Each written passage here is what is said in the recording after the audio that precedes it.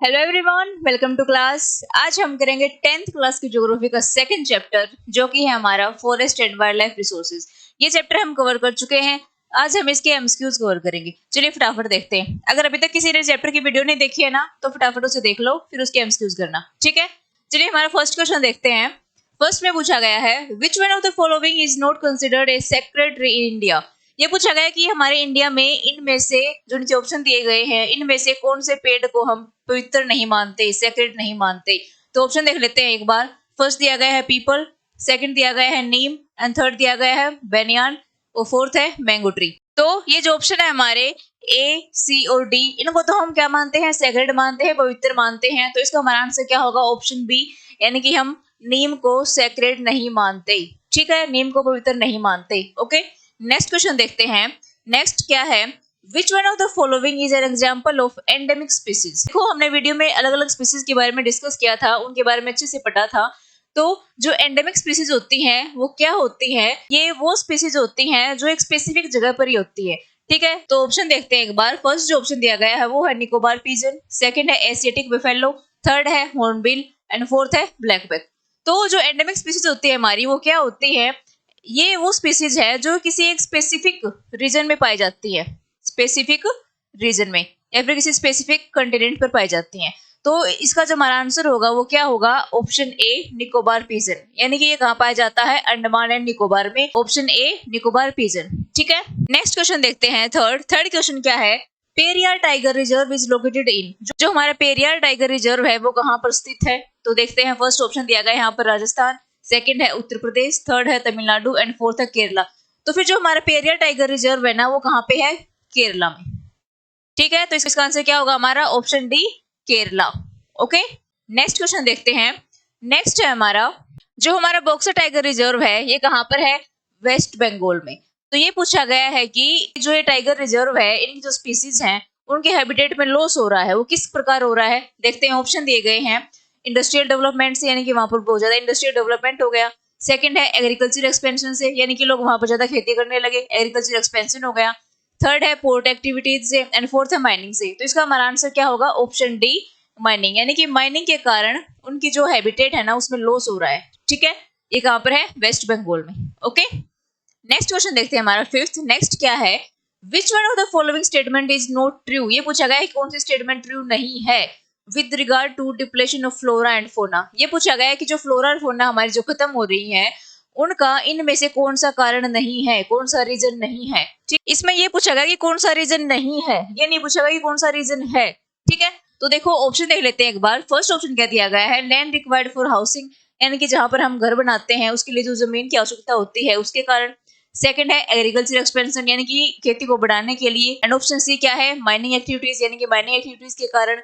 Option D है shifting agriculture. Shifting agriculture क्या होती है, एक जगह को छोड़कर दूसरे स्थान पर जाकर वहां पर खेती करना। ठीक है, तो क्या पूछा गया है कि इनमें से कौन सा रीजन नहीं है। तो इसका आंसर क्या होगा हमारा, option A, land required for housing, यानी कि जो हमें घरों के लिए जो जमीन की आवश्यकता होती है ना, उससे कोई भी फ्लोरा और फौना को नुकसान नहीं होता।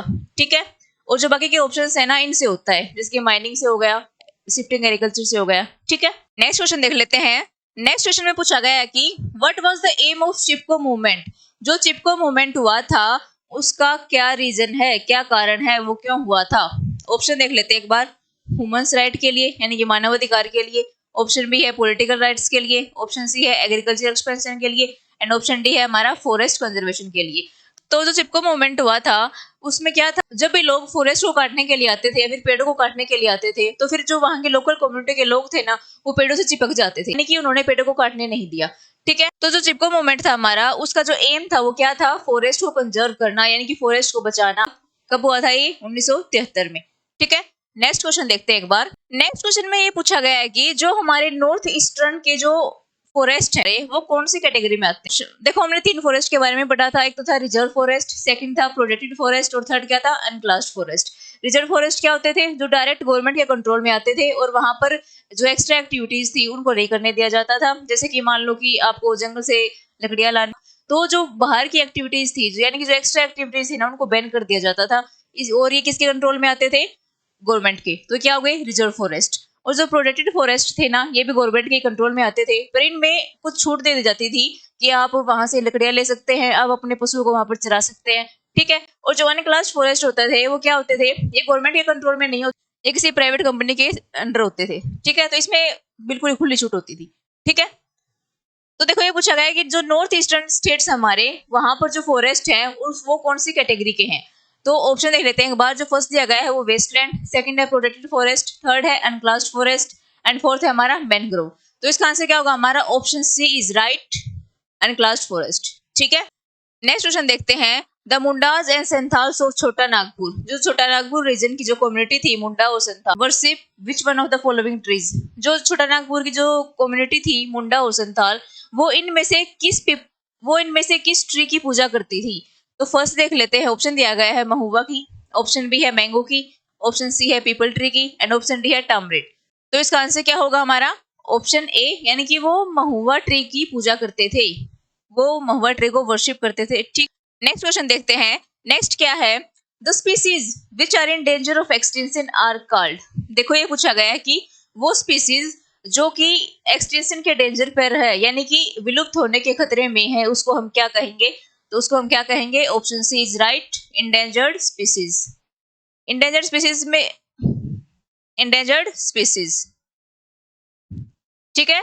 जो खत्म होने की कगार पर आ चुकी है उनको क्या बोलते हैं, इंडेंजर्ड स्पीसीज। और एक्सटिंक्ट स्पीसीज कौन सी होती हैं, जो पहले ही खत्म हो चुकी हैं।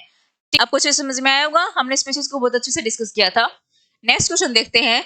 The forest cover in our country has recently increase due to. हमारी कंट्री का जो फॉरेस्ट कवर है, यानी कि जो फॉरेस्ट का क्षेत्रफल है, फॉरेस्ट वाला जो एरिया है, वो एकदम से बढ़ गया। कैसे बढ़ गया, ऑप्शन देख लेते हैं किसके कारण बढ़ गया। Increase in natural forest growth, यानी कि ऐसे नेचुरली फॉरेस्ट की ग्रोथ होने लगी। सेकंड है increase in nets on area. Nets on area क्या होता है, जहां पर कितने एरिया पर फसल उगाई जाती है, ठीक है। और ऑप्शन सी क्या है, प्लांटेशन बाय डिफरेंट एजेंसीज, यानी कि डिफरेंट एजेंसीज ने प्लांटेशन करना स्टार्ट कर दिया। ऑप्शन डी है नन ऑफ दिस। तो इसका जो हमारा आंसर है वो क्या होगा, ऑप्शन सी इज राइट, यानी कि डिफरेंट जो एजेंसीज है हमारी, उन्होंने प्लांटेशन करना स्टार्ट कर दिया, यानी कि पेड़ पौधे लगाना स्टार्ट कर दिया, ठीक है। नेक्स्ट क्वेश्चन देखते हैं। जो नेक्स्ट क्वेश्चन है हमारा काफी लंबा चौड़ा क्वेश्चन है, चलिए देखते हैं।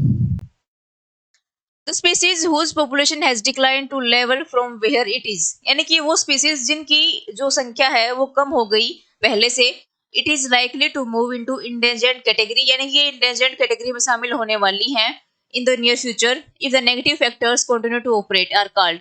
ये पूछा गया है कि जो इंडेंजर्ड कैटेगरी में शामिल होने वाली हैं वो स्पीसीज कौन सी है, उनको क्या कहा जाता है। ऑप्शन देख लेते हैं एक बार। फर्स्ट है इंडेमिक। इंडेमिक क्या होती है, जो कि एक स्पेसिफिक रीजन पर होती है, स्पेसिफिक आइलैंड पर होती है, ठीक है। एक्सटिंक्ट क्या होती है, जो पहले खत्म हो गई, यानी कि विलुप्त हो गई। ऑप्शन सी क्या है, vulnerable species and option D क्या है, ऑप्शन डी क्या है, नॉर्मल स्पीसीज। तो इसका जो हमारा आंसर है वो क्या होगा, ऑप्शन सी वनरेबल स्पीसीज।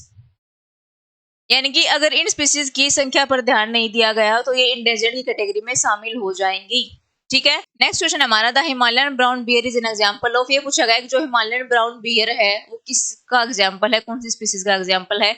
इसका आंसर क्या होगा फिर हमारा, ऑप्शन बी रेयर स्पीसीज, यानी कि एक रेयर स्पीसीज है हिमालयन ब्राउन बियर, ठीक है। नेक्स्ट क्वेश्चन देखते हैं। नेक्स्ट और last question. Substantial part of the tribal belts in north eastern India have been deforested by. ये पूछा गया है कि जो हमारे नॉर्थ ईस्टर्न के जो पार्ट है वहां पर डिफोरेस्टेशन का क्या कारण है, यानी कि वहां पर ज्यादा पेड़ पौधों के कटने का क्या कारण है। ऑप्शन देखते हैं एक बार। फर्स्ट जो ऑप्शन है हमारा वो क्या है, शिफ्टिंग कल्टीवेशन। ऑप्शन बी है माइनिंग, ऑप्शन डी है infrastructure development and option D है नन ऑफ द वो। तो जो नॉर्थ ईस्टर्न इंडिया है हमारा, वहां पर ज्यादा से ज्यादा पेड़ों को कटने का रीजन क्या है, फर्स्ट शिफ्टिंग कल्टीवेशन, यानी कि लोग एक जगह पर खेती करते हैं और फिर उस जगह को छोड़कर दूसरी जगह पर जाकर वहां पर साफ सफाई करके पेड़ पौधों को काटकर वहां पर खेती करने लग जाते हैं। इसको बोलते हैं शिफ्टिंग कल्टीवेशन। तो इसके कारण भी क्या है, डिफोरेस्टेशन ज्यादा हो रहा है, यानी कि पेड़ पौधों की ज्यादा कटाई हो रही है, ठीक है। तो ये एक रीजन है नॉर्थ ईस्टर्न में ज्यादा पेड़ पौधों की कटाई होने का, ठीक है। तो यहीं पर हमारे एमसीक्यूज खत्म होते हैं। आपको अच्छे समझ में आए, बस इतना ही। मिलते हैं नेक्स्ट वीडियो में। नेक्स्ट वीडियो में हम ज्योग्राफी का थर्ड चैप्टर करेंगे, जो कि है वाटर रिसोर्सेज। अगर आपको वीडियो अच्छी लगी हो तो इस चैनल को लाइक शेयर एंड सब्सक्राइब करें।